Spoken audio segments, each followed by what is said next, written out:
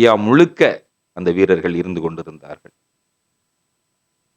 16 வயது சிறுவன் கூட இருந்தான். 12 வயது பெண் இருந்தாள். தில்லையாடி வள்ளியம்மை இருந்தாள். ஒரு குதிராம் போஸ் 16 வயது சிறுவன் அப்போ. அந்த குதிராம் போஸ் இருந்தான்.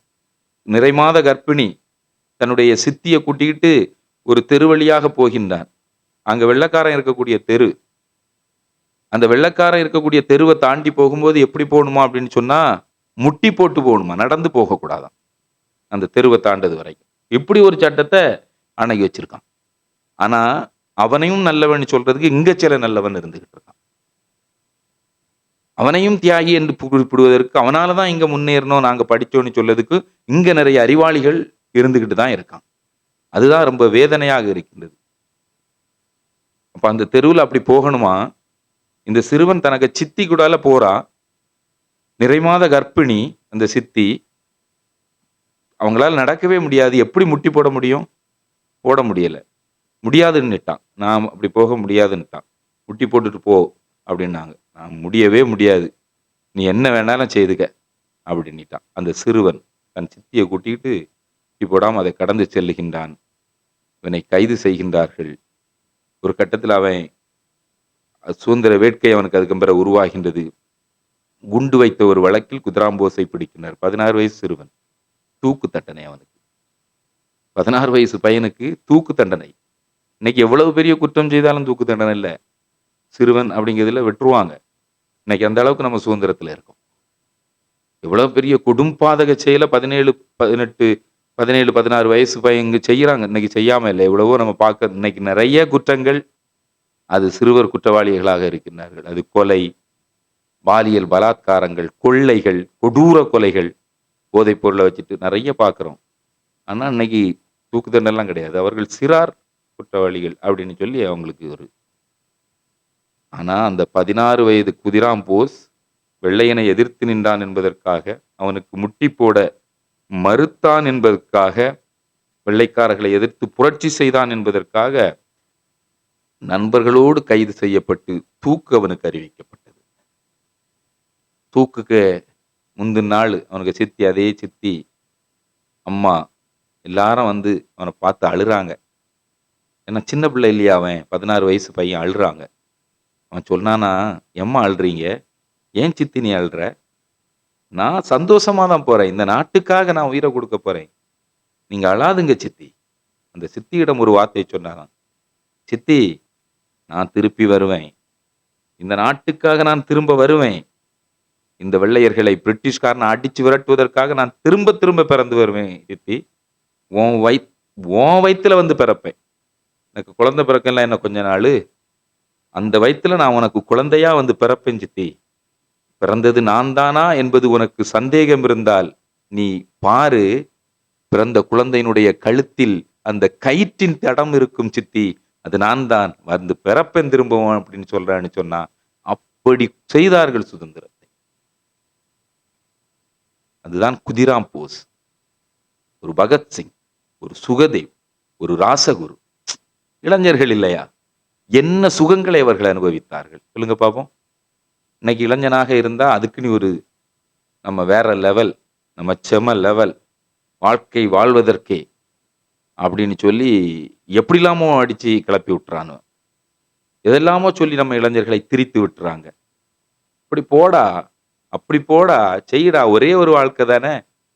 நம்ம பிள்ளைகள்கிட்டயே சொல்லிடுறாங்க, பொம்பளை பிள்ளைகிட்டே, ஒரே ஒரு வாழ்க்கை தானே மண், என்னவன் செய், எப்படியும் வாழு. நாய்க்கும் பூனைக்கும் இதுக்கும் நமக்கு என்ன வித்தியாசம்? அதெல்லாம் எவ்வளவு சந்தோஷமா இருக்கு. அது மாதிரி நீ வாழ்ந்துட்டு போ அப்படிங்கக்கூடிய அளவிற்கு இன்னைக்கு புரட்சியை, இதுக்கு பேர் புரட்சி. உலகத்தில் உள்ள பொறுக்கித்தனங்களுக்கெல்லாம் புரட்சி என்று பெயர் வைக்கக்கூடிய அளவிற்கு நாம் இன்னைக்கு வளர்ந்திருக்கோம், உரிமையை பெற்றிருக்கின்றோம் என்று சொன்னா, அந்த சுதந்திர வீரர்கள் செய்த உயிர் தியாகம் எப்பேற்பட்டது. ஒவ்வொரு நிமிடங்களில் நாம் நினைத்து பார்க்க வேண்டும். அதை நினைச்சு பார்த்தோம்னா நமக்கு இந்த நிலை தோன்றாது. அதை நினைச்சு பார்க்க நம்ம தயங்கியதால் தான். ஒரு பேட்டி, ஒரு இராணுவ வீரரிடம், இராணுவ அதிகாரியிடம் ஒரு பேட்டி எடுக்கப்படுகின்றது. ஒரு பெண் அழகா நுண்ணினாக்கு இங்கிலீஷ் பேசி பேட்டி எடுத்துக் கொண்டிருக்கின்றார்கள். அப்ப அந்த பெண் ஒரு கேள்வியை அந்த ராணுவ வீரரை நோக்கி கேட்கின்றார்கள், சார் உங்களுக்கு பிடிச்ச ஹீரோ யாரு அப்படின்னு கேட்கிறாங்க. உடனே தான் அவர் சொல்றாரு, எனக்கு பிடித்த ஹீரோ வ.உ. சிதம்பரம், வாஞ்சிநாதன், பகத்சிங், சுபாஷ் சந்திரபோஸ், பாலகங்காதர திலகர், கோபாலகிருஷ்ண கோகலர், காந்திஜி, முத்துராமலிங்க தேவர் அப்படின்னு சொல்லி சுதந்திர போராட்ட வீரர்களுடைய பெயர்களை அவர் சொல்லிக்கிட்டே வர்றாரு. இந்த அம்மா உடனே no no no no sir sir, நான் அவங்கள கேட்கல சார், நான் கேட்டது வந்து சினிமா ஹீரோவை கேட்குறேன் சார், அவங்கள கேட்கல அப்படின்னோன்னு அவருக்கு ஒரு கோபம் வந்து பாருங்க, அறச்சீற்றம் என்று சொல்வார்கள். அப்படி ஒரு கோபம். இந்த பேட்டியிலேயே அவருக்கு அப்படி கண்கள் சிவக்க அவர் சொல்றாரு, என்னம்மா பேசுற நீ? சினிமா ஹீரோவா? சினிமா ஹீரோவா? அப்படி சொல்லக்கூடாது. சினிமா நடிகன் என்று கேளுங்க. அவன் நடிகன் அவ்வளவுதான். நடிக்கிறான், காசு வாங்குறான், நடிக்கிறான், நம்ம ரசிக்கிறோம், காசு குடுக்குறோம். சினிமா நடிகன் என்று சொல்லுங்கள். அவனை ஹீரோ என்று நீங்கள் சொல்லாதீர்கள். எனக்கு என்னுடைய ஹீரோ இந்த நாட்டிற்காக உயிரை கொடுத்தவர்கள். ஹீரோன்னா என்ன அர்த்தம் தெரியுமா? தலைவன் என்றால் என்ன அர்த்தம் தெரியுமா? யார் பிறருக்காக கண்ணீரை, செந்நீரை கொடுப்பதற்கு தயாராக இருக்கின்றானோ அவன் தான் ஹீரோ. அவன் தான் மனுஷனே. பிறருக்காக கண்ணீரும், பிறருக்காக செந்நீரும் சிந்தும் எவனோ அவனே மனிதன் மனிதன் மனிதன் அப்படின்னு சொல்லுவாங்க. அடுத்த வீடு தீப்பிடிக்க நினைப்பவன் மனிதனா? அந்த நேரம் ஓடி வந்து அணைப்பவன் மனிதனா? கொடுமை கண்டும் கண்ணை மூடி கிடப்பவன் மனிதனா? கோபம் கொண்டு நியாயம் கேட்க துடிப்பவன் மனிதனா? பிறருக்காக கண்ணீரும், பிறருக்காக செந்நீரும் சிந்தும் எவனோ அவனே மனிதன் மனிதன் மனிதன் அப்படின்னு சொல்லுவாங்க. அப்போ பிறருக்காக கண்ணீரும் செந்நீரும் சிந்துவதற்கு, கொடுப்பதற்கு, இழப்பதற்கு, தியாகம் செய்வதற்கு எவன் தயாராக இருக்கின்றானோ அவன்தான் ஹீரோ. அவன்தான் தலைவன். என்னுடைய ஹீரோ இவங்க தான். நாம் எண்ணி பார்க்க வேண்டும். நம்முடைய ஹீரோ யார்? நமக்காக வந்து நிக்கிறாங்களே அவங்கள சொல்லுவோம் நம்ம ஹீரோன்னு.